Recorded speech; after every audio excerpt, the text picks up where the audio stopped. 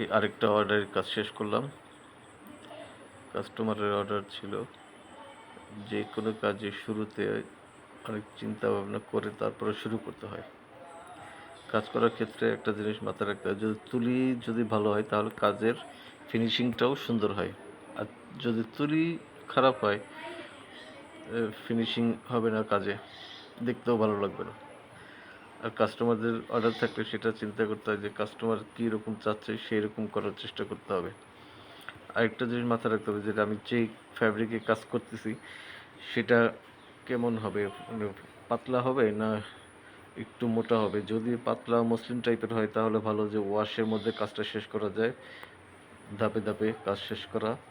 আর একটু কাপড় যদি মোটা হয় তাহলে সেক্ষেত্রে ওয়াশের মধ্যে কাজটা করা একটু টাফ, তারপরে একটু রঙটা একটু মোটা করে তারপরে কাজ করতে হয়, তাহলে রঙগুলো বসে যায় এবং আস্তে আস্তে সুন্দর হয় জিনিসটা।